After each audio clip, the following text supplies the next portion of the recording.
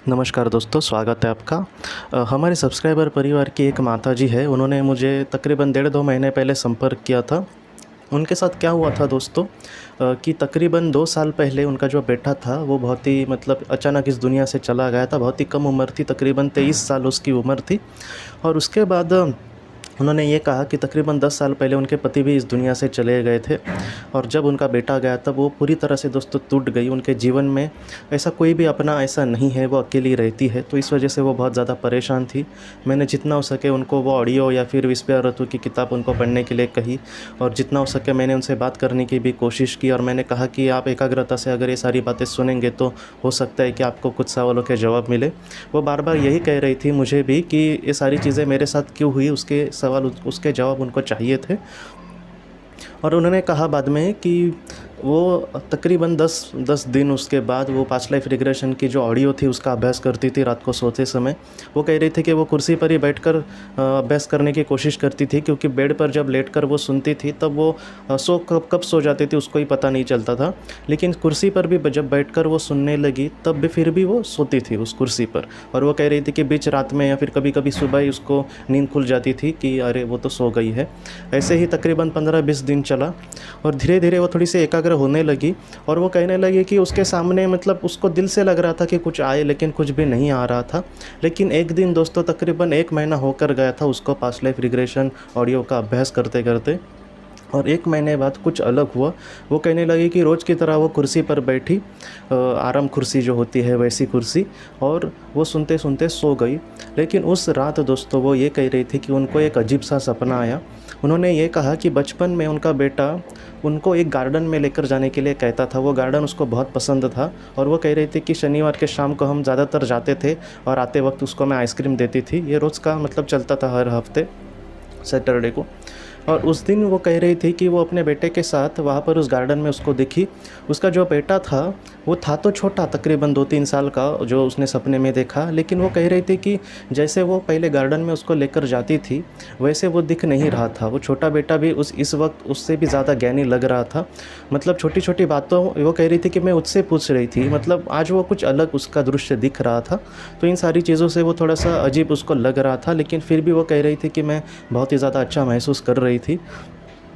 और उस वक्त उसने ये देखा कि उसका जो बेटा है बाद में उसके साथ वहाँ पर बैठा एक कुर्सी पर, जो गार्डन में कुर्सियाँ होती है। और उसके बेटे ने उससे ये कहा कि माँ, तुम्हें जिस सवाल का जवाब चाहिए उसका जवाब एक दिन तुम्हारे सामने ज़रूर आएगा। लेकिन मैं या फिर मेरे जो पिताजी है, ये आपसे कभी भी दूर नहीं है। उसके बेटे ने ये कहा कि हम तीनों एक दूसरे के साथ जुड़े हुए हैं कहीं ना कहीं।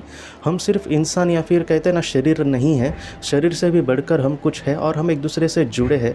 ऐसा उस लड़के ने उसको क्लियर कहा। और उसको ये कहा कि हम हमेशा आपके साथ हैं, हम दिखते नहीं, तुम्हारी बहुत सारी मर्यादा है, इस वजह से आप हमें देख नहीं पाते, लेकिन हम हमेशा साथ हैं। और एक दिन ज़रूर ऐसा आएगा जब हम साथ होंगे। और उसने ये भी कहा कि बहुत सारे जन्म हम एक दूसरे के साथ लेंगे, ये तय है। और उसके बाद दोस्तों अचानक वो कहने लगी कि उसकी नींद वहाँ पर छूट गई। और वो कह रही थी जब उसका बेटा ये सारी चीज़ें कह रहा था तो बीच में नज़र वो कह रही थी कि मेरे सूरज पर गई नज़र, सूर्य पर। और बाद में वो सपना एक अचानक से टूट गया। और वो कह रही थी कि जब उसने आंखें खोली तब तकरीबन 5:30 बजे थे सुबह के। वो औरत, वो जो माताजी है, वो हमसे ये कह रही थी कि ये सपना इतना सत्य था कि हम सोच भी नहीं सकते। और ऐसे वक्त में वो कह रही थी कि मेरा पूरा शरीर काँप रहा था और कहीं ना कहीं मेरे बेटे ने मेरे सवाल का जवाब दे दिया था। फिर भी वो माताजी यही कह रही थी कि फिर भी आज वो खोजने की ये कोशिश कर रही है कि आखिर इसका कारण क्या है। लेकिन उसको ये भी पता चला है कि एक ना एक दिन इन सारे सवालों के जवाब उसको मिलेंगे। ये जो कहानी है ये सच्ची कहानी है, हमारी सब्सक्राइबर परिवार की ही एक माताजी है। उनसे मुझे लगता है कि इस कहानी से हम ये सीख सकते हैं कि जिन्हें हमने बिछड़े हैं हमसे, या फिर जो हमसे आज दूर गए हैं, जिनके वजह से हम दुखी है, तो ये सत्य है कि हम उनके साथ बहुत सारे जन्म लेंगे। ये सत्य है कि आज वो हमारे साथ है। ये सत्य है कि हम इंसान होने के कारण हमारे साथ बहुत ही ज़्यादा मर्यादाएं हैं, इस वजह से हम उनको नहीं देख पाते। ये सत्य है कि एक ना एक दिन ज़रूर मिलन होने वाला है और एक ऐसा मिलन होगा जहाँ पर हम एक दूसरे से बिछड़ नहीं जाएंगे दोस्तों। तो इस वजह से ये जो सच्ची कहानी है वो हमें यही सिखाती है कि दुनिया में जो सच्चा प्यार करने वाले लोग हो, चाहे वो हमारे कोई भी रिश्तेदार हो, कभी कभी हमारे दोस्तों से भी एक अलग सा जुड़ा होता है।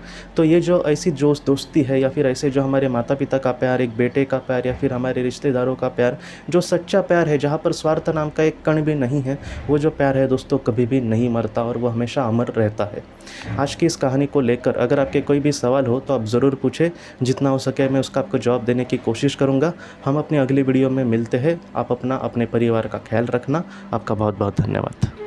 ज़िंदगी की रोशनी ये संस्था ऐसे लोगों के लिए काम करती है जिन्होंने किसी अपने को खोया है या फिर जो लोग अपनी ज़िंदगी में बहुत ही ज़्यादा दुखी है। जो लोग इस संस्था से जुड़ते हैं उनको तकरीबन 50 किताबें भेजी जाएगी उनके व्हाट्सएप पर या फिर ईमेल पर। ये किताबें आत्मलोक या फिर मौत के बाद हमारे साथ क्या होता है, इन सारी चीज़ों की आपको पूरी तरह से जानकारी देगी। और इसके साथ साथ आपको एक पास्ट लाइफ रिग्रेशन थेरेपी की ऑडियो भी भेजी जाएगी। इस ऑडियो की मदद से आप घर बैठे अपनी पास्ट लाइफ रिग्रेशन करने की कोशिश कर सकते हो। बहुत लोग पास्ट लाइफ रिग्रेशन थेरेपिस्ट के पास किसी कारण के वश नहीं जा सकते, तो ऐसे लोगों के लिए मदद के लिए ये ऑडियो तैयार की गई है। तो आप ज़रूर इस संस्था से जुड़े। इस संस्था से जुड़ने के लिए सामने जो व्हाट्सएप का नंबर दिया है आप कृपया उस पर संपर्क करें। आपका बहुत बहुत शुक्रिया।